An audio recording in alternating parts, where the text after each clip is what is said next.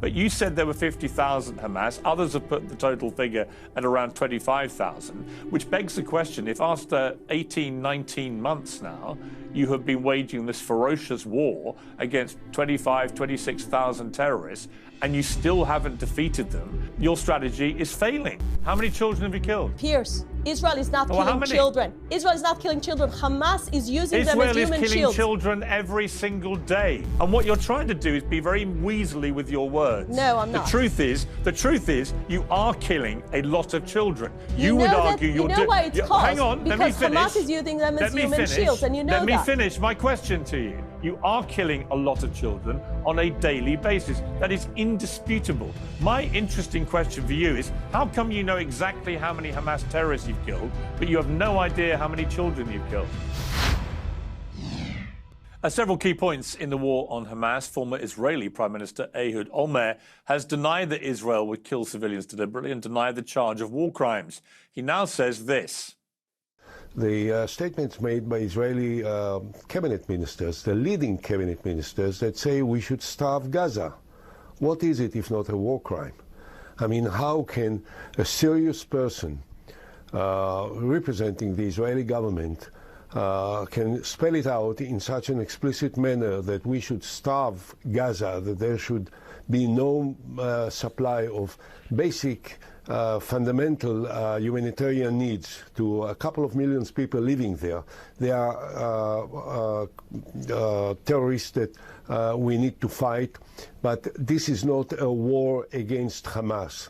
This looks more and more like a political war of the Israeli Prime Minister and the cabinet and the group of thugs which are now representing the Israeli government inside Israel and across the world are committing actions which can't be interpreted in any other way. Olmert also said, and I quote, the government of Israel is currently waging a war without purpose, without goals or clear planning, and with no chances of success. Meanwhile, Ehud Barak, another former prime minister and former IDF chief of staff, says the war is now purely for Netanyahu's self-preservation. Yair Golan, an opposition voice and a former army deputy chief of staff, said Israel is, quotes, killing babies as a pastime, close quotes, and risks becoming a pariah state. These aren't radical Islamists or raging anti-Semites, but patriotic Israelis who think their country is losing the plot. Today, Israel announced that they've eliminated Hamas's chief in Gaza, Mohammed Sinwar, the younger brother of Yahya Sinwar, the mastermind behind the deadly attacks on October the 7th. That was seen as a huge win by Israel as they looked to justify the continued fighting. But how many innocent Palestinians are losing their lives as a consequence? Overnight, we saw more shocking scenes in Gaza as thousands of Palestinians overran an aid site run by a US and Israeli-backed group with the intention of taking control of food distribution away from the UN. Many experts believe that swathes of Gaza face imminent famine caused by an 11-week Israeli blockade, which is only now beginning to ease. How much longer can all this go on? Well, I'm joined by Israeli Ambassador to the UK, Zippy Hotovely. Ambassador, welcome back to Uncensored. Good evening, Piers. Incredibly damning comments from two former prime ministers of Israel and a former deputy chief of staff of the Israeli army. When you hear what they have to say, surely it gives you pause for thought, doesn't it? Well, it's quite obvious for someone like you that understands politics that those people are coming from the opposition. Their job, in their opinion, is to fight whatever the government is doing. I think it's very anti-patriotic not to support Israel's war when we are fighting the most justified war in the world against a terror group that committed the worst atrocities at the 7th of October. Just today, we remember 600 days that we still have 58 hostages in captivity.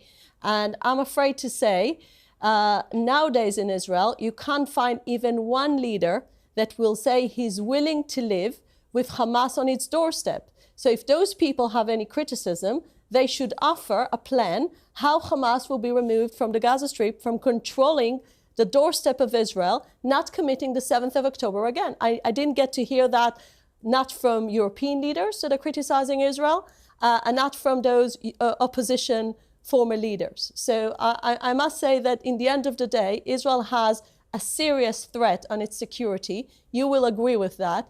No one wants to see people being massacred in their homes like we've seen at the 7th of October. And in order to do that, the aims of the war are still relevant. We want to bring back our hostages, and we want to make sure Hamas won't control the Gaza Strip. Every leader in the world, in the Western world, agrees on those two aims. You know, you and I have spoken regularly, or on a number of occasions throughout this war.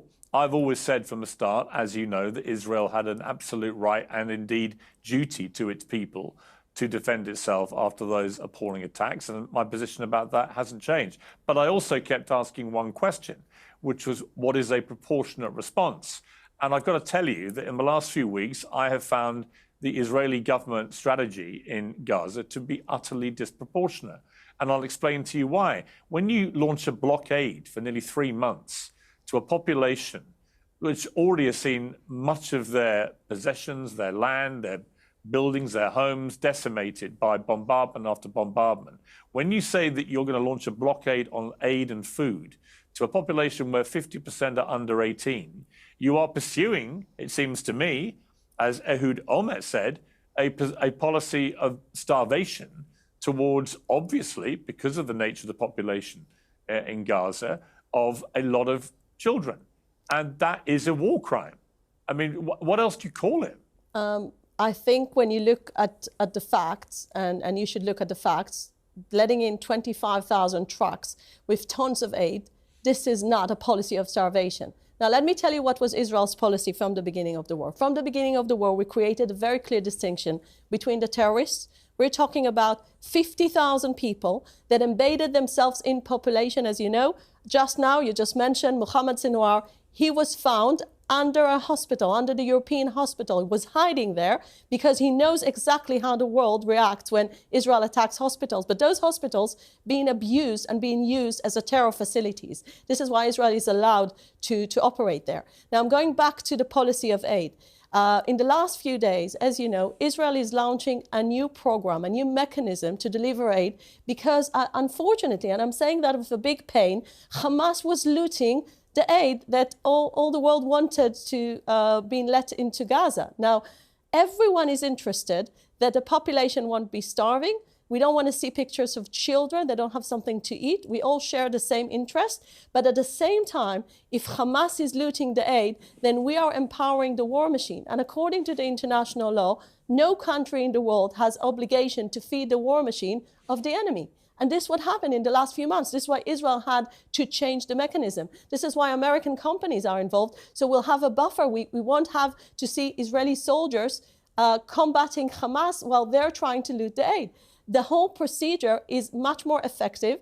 And just in the last few days, we saw Hamas putting barriers for the population not to receive this aid. This is the same Hamas that uses his own people as human shields.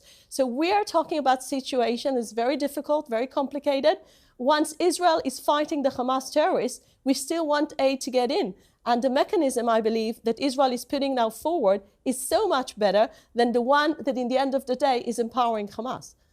The problem is that whilst you're saying all this and trying to justify it, you've got people like Smotrich coming out and making it absolutely crystal clear what the real plan is, which is to completely clean out Gaza of all the Palestinians and get them into, quotes, a third country. That is a form of genocide. It is the deliberate targeting of people based on ethnicity and displacing them from their homes and killing a lot of them in the process. I don't know what else you would call it. I've resisted using the word genocide about this. But when I watched what Mr. Smotrich was saying and studied the exact words that he said, it is very hard to reach any other conclusion than that he is waging a strategy of genocide and would like to cleanse, as he put it, the whole Gaza Strip of all the Palestinians. So you can try and dress up that blockade, which is what it was for 3 months, where we saw the starving children you say you're concerned about, but you've got Smotrich there actually laying bare the real plan, which is to get all the Palestinians out of Gaza. And that is a form of genocide, isn't it? What else do you call it?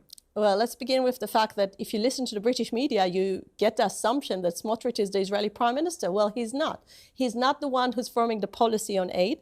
And the policy you just quoted is actually... So is he a liar? No, all I'm saying is that his policy, his either he's lying or he's statements telling are the truth. his statements are not standing in one line with Israel's policy. This is as a matter of fact. Now, going back to what you quoted basically President Trump's plan. And President Trump's plan is speaking about making Gaza a better place. Gaza will be a better place without having a terror hub, without having the underground tunnel city, without having people firing on Israeli cities. Just in the last 2 weeks, there were more rockets being fired from Gaza to Ashkelon, to some Israeli southern cities. We are not interested with any of that. And I just want to remind you, just in case you're so interested with finishing the war can finish today. If Hamas will surrender, if Hamas will make sure that no weapons in Gaza, if we'll see demilitarization of the Gaza Strip, and if our hostages are back home, the war will be ending today. I mean, just imagine that. All right, but let me ask you though, but you accept that Israel has the strongest military in the Middle East, right?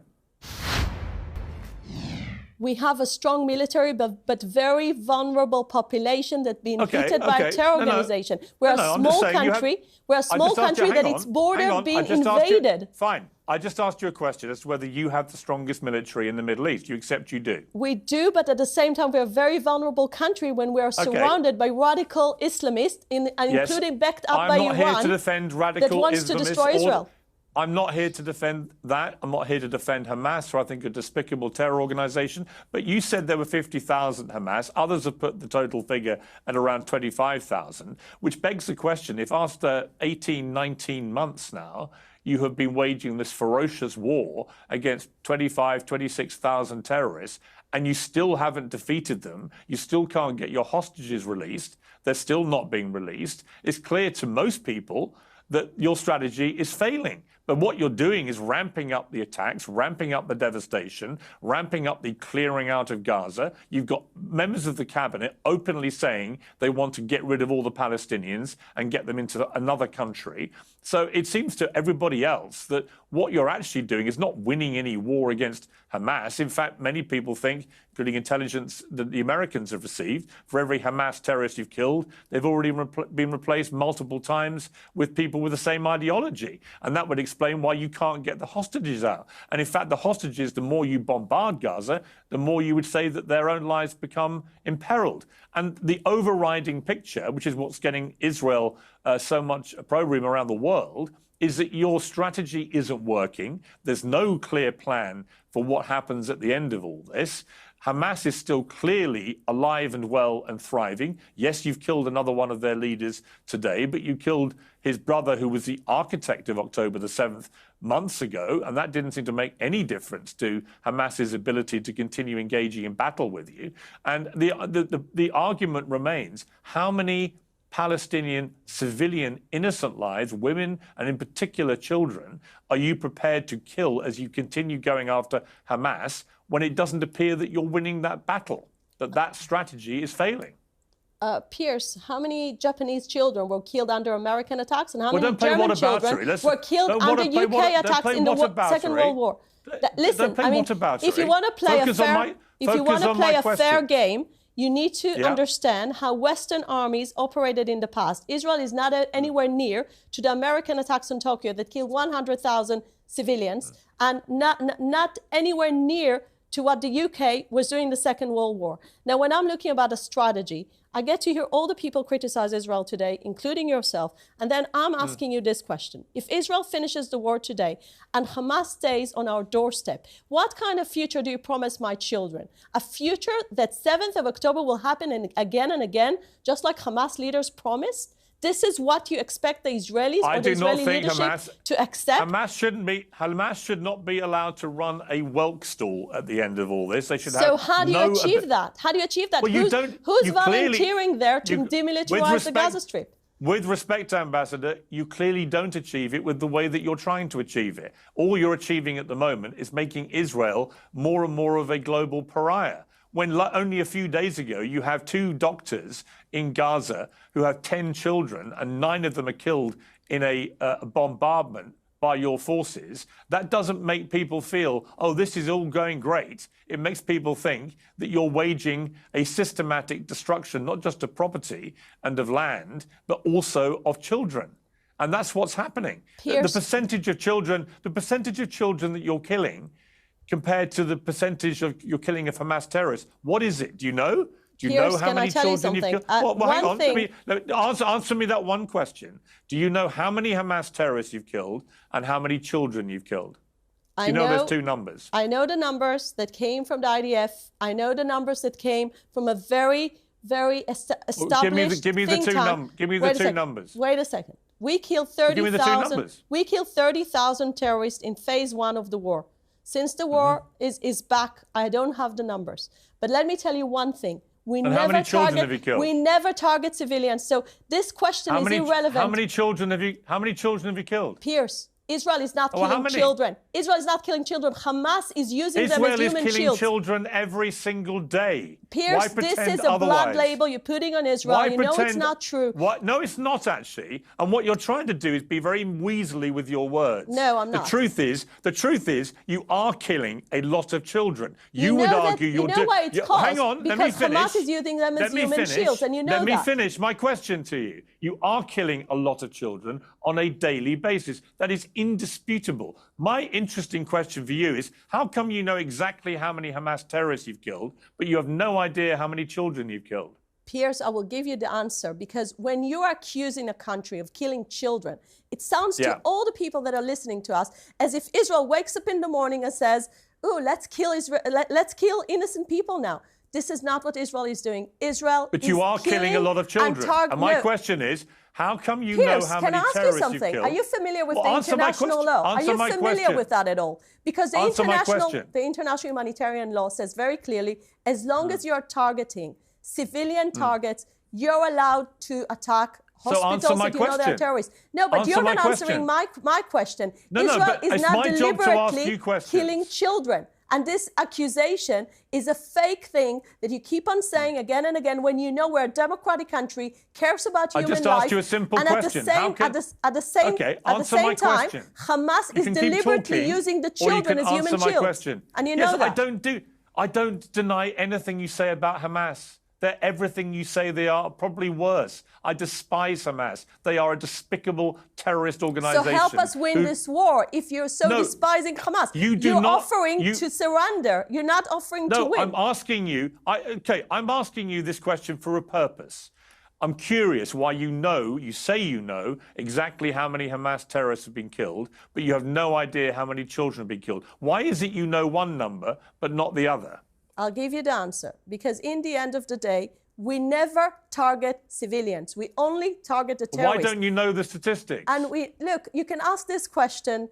Are you saying no children have been killed in Gaza? I didn't say that. Are you saying that? I didn't say that. What are you saying? Well, what are you saying? Piers, what I'm saying is Hamas How needs many to have be been blamed. killed? Hamas needs to be How many blamed for have been any killed? child that is being killed in Gaza. Now, if you want to go into this propaganda of Israel is doing this and that, it's not propaganda. I'm asking you why you know how many terrorists you've killed, but you don't know how many children you've killed in the process. I have an answer because we targeted those terrorists and we never targeted any civilians. That's the answer, and this is why you know that we have many thousands of civilians, but you know many thousands of civilians have been killed. You understand Piers, that? Do you understand that you don't care about my children and other Israeli children by letting 7th of October happen again and again? Oh, I do. In fact, to my detriment, actually, in the Middle East for many, many months, when I was defending Israel's right to defend itself. But now we're at a point where more and more civilians are getting killed in collateral damage as you wage a war and a strategy and a plan which makes no sense to even your own former prime ministers who think you're committing war crimes. So don't just couch all this as propaganda by people who just... Well, OK, but again, I simply ask you one more time. Why is it you know how many Hamas terrorists you've killed, but you don't know how many children you've killed? Why is that? As I said again, because in the end of the day, when you're accusing someone in killing... You don't count one, but you count the other? You accuse someone in doing something deliberately while Israel is not doing it deliberately. Can I accuse the UK of killing German children during the war? You would have said it's absurd. Stop playing whataboutery. It's absurd. Explain why you know one number, but you don't know the other. The answer for that is very clear. Hamas is putting a lot of propaganda into it. And Hamas is trying to create fake news. How do you know how many of those? I will give you another example for that. I will give you another example just from last week. Just from last week, I think we all experienced this, I think, one of the most shameful moments in the UN history when Tom Fletcher was throwing a number of 14,000 babies are about to die, and in the end of the day, he got it completely wrong and was wrong. The BBC had to correct that. And this is part of the propaganda that Hamas is promoting. Yes. And I don't want Western media to follow up on Hamas propaganda. Well, I didn't. It's very simple. So you're talking to a member of the Western media, and I didn't do anything with that report. No, but the BBC did, and then they had to take it back. I'm not the BBC, and they were wrong. And he has now retracted it. He explained that actually he misread it. It was if the blockade went on for the whole year. We all know the reality. It was a mistake. Yes, but for a day, it was the headline in all Western media accusing Israel in fake things. Fine. So we need to fight that. We need to find the fake things that are happening out there. I don't want to find any fake things. I want to get to some facts. You seem to have a very clear idea, Israel, of how many Hamas terrorists you've killed. You've said the number, but you have absolutely no idea how many children have died in the process. I simply ask you why. Why do the lives of the Hamas terrorists get recorded, listen to me. but you don't record the number of children you killed? I'm willing here to give you the strategy about the war, because this was the question you were asking. Why don't you answer my question? I'm giving you only the answers that I have. Just tell me why you know one number and not the other. But the number makes a difference just if you're targeting civilians. If Israel is not targeting civilians, according to the international law... It doesn't make any difference to the number of children who've died. It does you can couch it any way you like. Difference according to the international humanitarian law. But how do you know about the number of terrorists killed, but you don't know how many children have been killed? And I'm saying again... How do you know one, not the other? Explain to me. Treat me like a village idiot. Why is it that you know one number, but you don't know the other? Explain according to the international humanitarian law, it makes a lot of difference if you're targeting civilians, or if you're targeting not talking about who the you're legitimate war aims. I'm not talking about who you're targeting. I'm not saying you're deliberately targeting the children who've been killed. Very good. So that's the only thing that we are discussing here. No, it's not. Because you know how many terrorists you've killed, you say, but you have no idea how many children. Because those are the people we targeted. So how many children have died in the process? Why don't you know that number too? Piers, please ask this question to the people that can give you the answer. I don't have the answer. Who has the answer? Please don't ask me questions. Who has the answer? Who has the answer? I don't have the answer. And I will tell you something. You're the Israeli ambassador to my country. Who else should I ask? Well, you should ask one question. How do you make sure that the 7th of October won't be repeated? And this is the question you and everyone who criticizes Israel at the moment doesn't have the answer to. And again, here's a question. We are not denying the fact that war is a bad thing, but we never wanted this war. Why don't you let international journalists into Gaza so they can report fairly and freely without being led around by the IDF? Let the journalists in, because you banned them. And the only reason you continue to ban international journalists from going in there is not because of our safety, as you also quaintly put it. It's because you don't want the Western journalists to get in there and see what's really happening. Only you know why. Only the Israeli government knows why you want to continue banning journalists from international media organizations coming in at their own risk assessment and actually working out whether anything you're saying is true or not. And it may be if you let the international journalists in, well, let me just finish. It may be if you let them in, then they wouldn't just count the number of terrorists who are being killed. They'd be also able to record how many children are being killed, because it strikes me as utterly extraordinary that you, as the ambassador to my country, are able to say with complete clarity and certainty 30,000 Hamas have been killed, but you seem to have absolutely no idea how many children have died in the process.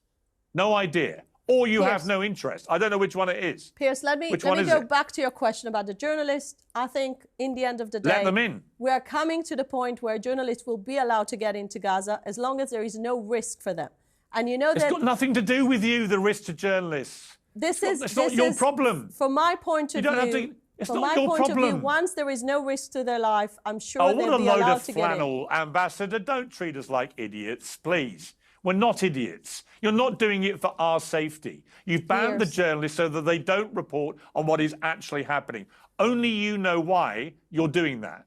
I don't know. Maybe you're doing everything completely fairly. Maybe it is the most moral war ever waged in history, as you keep saying. But the longer it goes on without you allowing journalists in, the less people believe that, and the more people believe you have something to hide. Piers, there is just one question here, never received an answer. How do you promise to the Israelis that they won't have 7th of October being repeated again? If everyone agrees that Hamas shouldn't control the Gaza Strip, as you just said, who will do the job? Who will volunteer to demilitarize the Gaza Strip according to your philosophy? Why don't you work? Here's my suggestion. Why don't you work harder on the diplomatic side to resolve this conflict, this war? And why don't you bring in all the people that can help resolve that, rather than continuing to blow everything up that you can see with your forces? Why don't you try and resolve things diplomatically, which in the end is how you got the other hostages out to date? So, it seems to me the bombardment strategy just doesn't work. And all you're doing is making Israel, a country, by the way, that I love, and I love Jewish people. It's got nothing to do with either the country or the people, but everything to do with the Israeli government, which has now got people like Smotrich out there very clearly, very brazenly, and very unambiguously dictating a term of genocide on the Palestinian people, where he wants them all out of Gaza. Now, do you think that's a good idea? Do you think that's the solution? Piers, I'm not speaking for Bezalel Smotrich. I'm not his spokesperson. I'm the Israeli ambassador. What do you think? And I think whatever the government thinks, because I'm ambassador, I'm representing a government here. How are we supposed to know what the government thinks when he's out there saying that? I represented the last 4 governments that Israel had, and let me tell you something. There is not even one leader in Israel today that is running for office, whether he's in the opposition or in government, that believes that Hamas should stay in power. And we released 197 hostages just because we had a combination of a diplomatic pressure together with a military pressure. Nothing would have happened from a goodwill. This is a terror organization. They don't do things from goodwill. There is no goodwill in Hamas. And because you know it, again, I'm disappointed that some people lose patience. Can you lose patience in the middle of the Second World War and just let the Nazi regime to win? I don't think it would have been a good idea. I'll tell you what I've lost patience with. I've lost patience. I've lost patience when you start starving kids. I lose patience when you, as an ambassador... So this is a lie. This is a complete lie. You know we get aid into Gaza. It's not a lie. How do we starve people if we let aid in? When you launch a 3-month blockade of an already impoverished, hungry people who are bunkering down from nightly bombing raids, when you do that, you will starve people. You will starve them. It was never the intention. The intention was not to let Hamas get over and take over the aid. And there was no other solutions. No one was offering a better mechanism. But it was the consequence of your actions. Do you accept that? As I said again, Israel never was planning to starve anyone. And our actions are speaking more than our words, because in the end of the day, tons of aid got into Gaza for months and months and months. And now I think it's time for all of us. I literally saw footage yesterday, or today it was, of literally thousands of Palestinians desperately fighting. One lost their life as they're fighting for scraps of food. Do you think that's the behavior of well-fed people who are not actually starving hungry? Do you think, on balance, that it may be the desperate acts of people who have been starved now for 3 months? What I've seen in the last few months, I've seen, first of all, in the last 2 days, I've seen mechanisms that works. I've seen happy families that receive the aid, and they know that now the mechanism is so much better, and it gives family by family a box of aid being protected by American companies. I think it's so much better than what used to be. All right. And it would have been nice if the UN organizations would have joined the distribution rather than boycotting this system and just letting the criticism on Israel to continue without them playing along with the new mechanism. It could have been really helpful. Just to remind you, the most savage criticism of Israel is coming from your own former prime ministers. Not one, but 2. And former leaders of the IDF. It's not coming from necessarily people like me, even though I am getting increasingly critical, because I find the answers I'm getting just increasingly ridiculous. Now, out of fairness, because we know each other, I'm going to give you one last chance just to tell me, even a ballpark figure, of how many children have died in Gaza. Piers, I think I'm very famous for saying the truth. And the truth is that I don't know. If I would have known the number, I wouldn't have hid it from you. So why do you keep on asking the same question again and again? Because I don't understand how you can know how many terrorists you've killed, but you don't know how many civilians you've killed. Why do you know one but not the other? As I said again, I think that it's totally irrelevant to the main question the humanitarian international law is asking. The international humanitarian law is never about civilians getting killed. It's only about who are you targeting.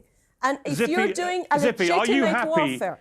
Are you happy that people are going to watch you as an ambassador to your country say that it's irrelevant how many children have been killed? It's not what I said, Piers, and you're totally distorting my words. I said, according to the international law, if you want to check if war is fair or not, the only thing you check is the targets that a country that is fighting, whether they're targeting just to be clear, the militants and not targeting civilians. This is what I said. And please don't twist my words. Can you confirm this then, given you have no idea how many children have been killed? Can you tell me, are the IDF under specific instructions from the government or from their commanders to only count the number of Hamas terrorists they kill and to completely ignore how many children they're killing? Never.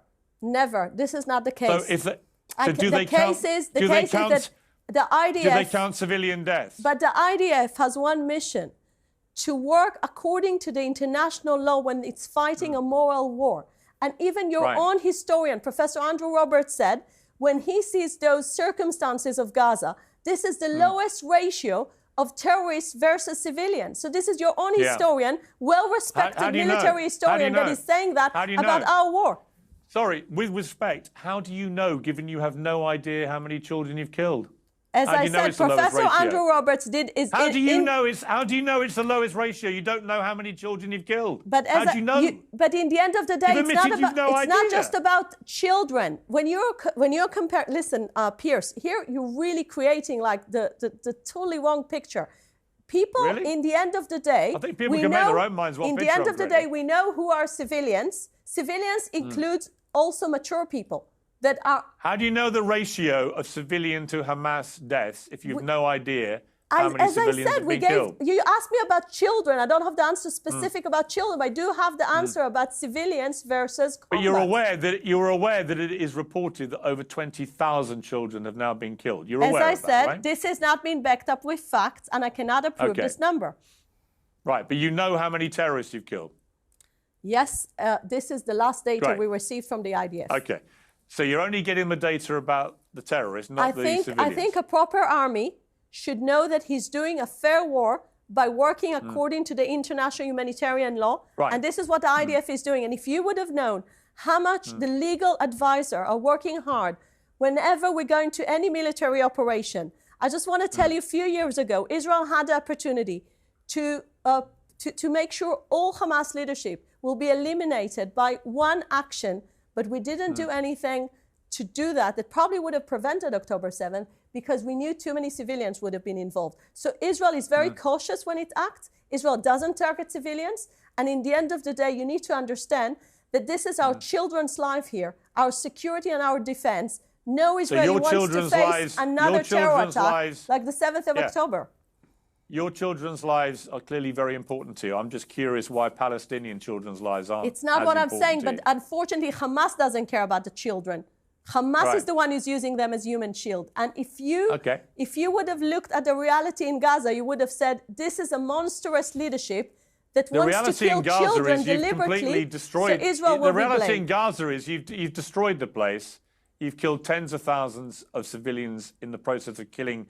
We don't know how many terrorists. You say 30,000. I cannot understand how you know that number, but have no idea how many children have died as well. But you say that. That's fine. If you're happy with that position, that's fine. But the truth is you are destroying Gaza, and you have senior members of Netanyahu's government in his cabinet at senior level on the record now saying the policy is to clear them all out. Clear all the Palestinians out and get them out of Gaza. And as the Israeli ambassador, I'm saying this is not the government's policy. And this is on policy, I can tell you clearly, the policy is to make sure Gaza won't be a threat on Israel. Well, then you should get him fired for spreading disingenuous lies which sound like genocide, shouldn't you? Otherwise, if you don't, we have to assume that is the government policy. I'm saying again, the government's policy is being carried by the Prime Minister, by the Foreign Minister, by the Defense Minister. Those are the three people that are actually carrying the policy as a matter of a fact. And I think you just enjoy quoting those things, but you know that Israel is delivering. I don't enjoy any of this, Ambassador. I don't enjoy any of this. I think this war should end now. I think your strategy without having is failing, security to Israel, and it should end now. Without security to Israel, without the hostages coming back. You need a better strategy. You need a plan that can work. You need a plan for after the war. The growing belief is that your Prime Minister Netanyahu, he has no incentive to stop this war. The moment he does, 70% of Israelis hold him accountable for what happened in the first place on October the 7th. So he'll be out of his job. Then he's facing corruption charges. So he'll be in a courtroom where he may go to prison. Where's the incentive for that leader to bring this war to an end? There isn't one, which is why we've got where we've got to.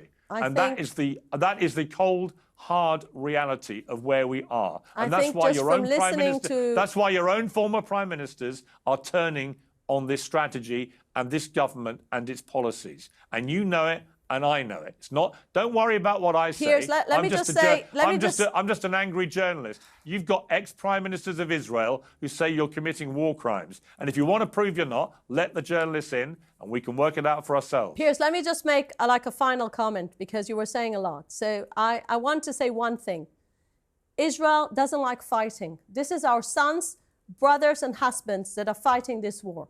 No one has an interest to lose his business and to fight for 600 days unless it's really existential threat. And Gaza has become existential threat because of what happened, because they're being backed up by Iran, and we're not going to let it repeat, even if we lose your sympathy. And we need to win this war, and Israel will do everything to make sure Hamas won't control the Gaza Strip. And I don't get to hear from anyone, including the leaders of Europe, a better plan of how to dismantle Hamas besides fighting. And this is where I'm concluding my conclusion. The war can end up today if Hamas will surrender and if we'll bring our hostages back. Okay. Ambassador Hotovely, I appreciate you coming on Uncensored. Thank you. Thank you very much. Well, my thanks to Israel's ambassador to the United Kingdom. Listening to that was Mustafa Barghouti, Secretary General of the Palestinian National Initiative, who joins me now from the West Bank. Mr. Barghouti, welcome back to you to Uncensored. As you can tell, that was a pretty fractious interview I just conducted with the ambassador to the UK.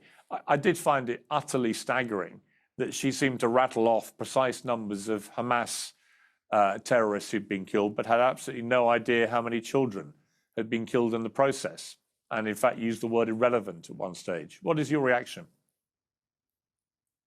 Well, there are many reactions, actually. I happen to hear some of the answers, not all of them. But first of all, which is the most important thing, the policy of ethnic cleansing, which Smotrich is advocating, the finance minister of Israel, not any minister, the minister of finance, this is usually considered the second most important ministry in any government. But it's not just him who's saying these things. It's Netanyahu himself, the prime minister. The prime minister of Israel is on record saying repeatedly that his goal is to push everybody in Gaza to the south in a concentration camp, practically, in Rafah area, and then to displace them. And he keeps calling that Trump's vision, the Trump's vision of ethnic cleansing, basically. So it's not Smotrich policy, it's the Israeli government policy. That's one. Second, of course, we know that about 20,000 children have died and have been killed by the Israeli bombardment. And these are not just numbers. I mean, these are names of people. You mentioned the medical doctor, the pediatrician Ala al-Najjar, who lost 9 of her children in an Israeli bombardment. I know another person, Brahim Abu Mahdi, who had 6 of his sons killed. They're not all children, but 6 of his sons who were working in a kitchen preparing food. They were absolutely innocent. The reality is that, unfortunately, so far 175,000 Palestinians were either killed or injured or imprisoned in this terrible war. And that is about 10% of the population. 10%, apply that to the United States of America, and you will get the number of 33 million Americans killed or injured within the course of 20 months. This is beyond description. By the way, this is much more than even the Second World War, proportionally. Even in France, the number, I think, of those who were killed is less than 6% during the Second World War. So, and even going to the Second World War is by itself a mistake, because how could you compare the situation then with the situation after the Second World War, when we had the United Nations and for the first time international law and international humanitarian law and international criminal court and international court of justice. So it's unacceptable even to compare. Although even if you compare, what Israel has done is much more criminal than what any other government did before.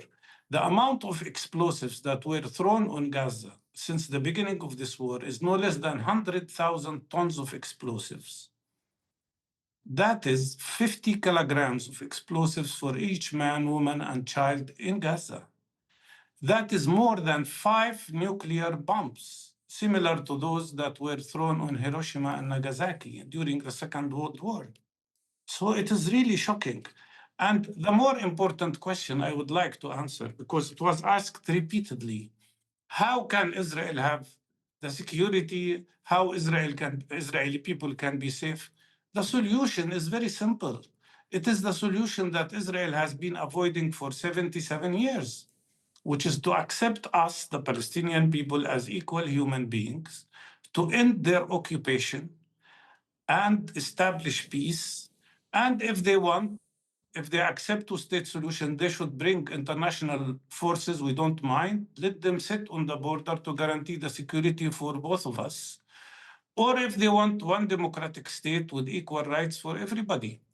But not to accept two-state solution as they do, and not to accept one democratic state means that their only solution to the fact that we have 7.3 million people in Palestine versus 7.1 Jewish people, their only solution is ethnic cleansing.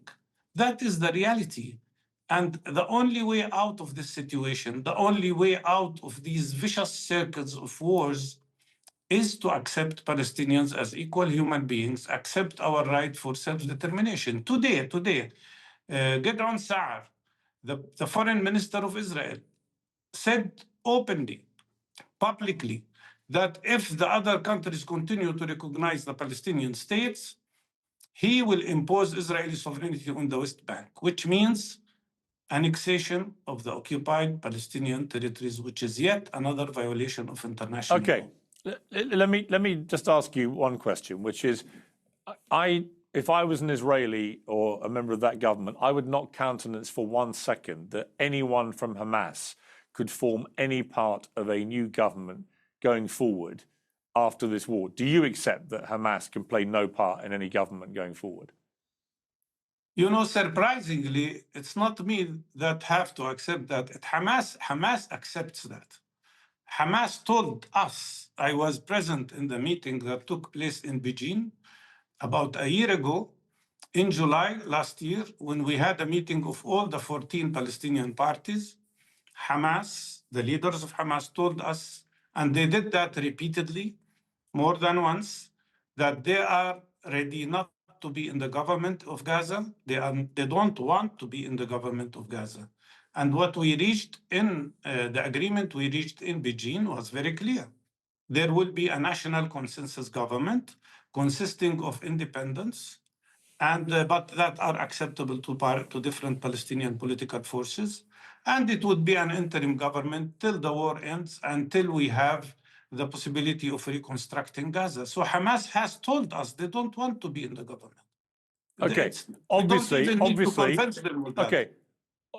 Hamas is still holding 58 hostages. Why don't they just release them? Why is there not enough pressure from the Palestinian world collectively to compel Hamas just to release the hostages and bring this to an end? Why don't they do it? But why don't they do it? No. Why don't they just do it? Give me the chance to answer you. They are ready to release all the Israeli prisoners, and they should be called prisoners of war because they are all soldiers. But nevertheless, call them captives if you want. They're not all soldiers. They're not all soldiers. No, the ones that are still in with the Hamas are all soldiers. You can check that. They're all soldiers. All the civilians were released already a long time ago.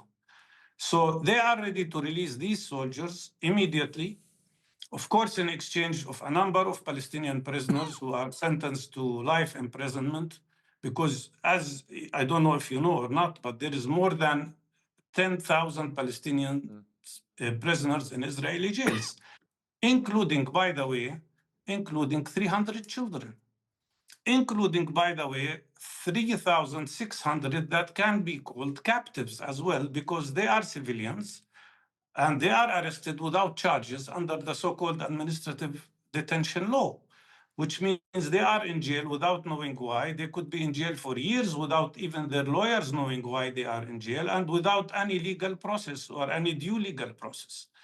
So there is the Hamas position, and the other Palestinian parties' position in Gaza is clear. They are ready to release all Israeli prisoners in exchange of release of some of the Palestinian prisoners in Israeli jails and the end of the war. It's very simple. Okay. Mustafa Barghouti, if only it was simple, but if it was simple, it would have happened. So it's not a simple situation. No, it's not simple for Netanyahu, of course. Because as you said, Netanyahu doesn't care about the Israeli prisoners, doesn't care about their release. All he cares about is himself, about his continuity as a prime minister.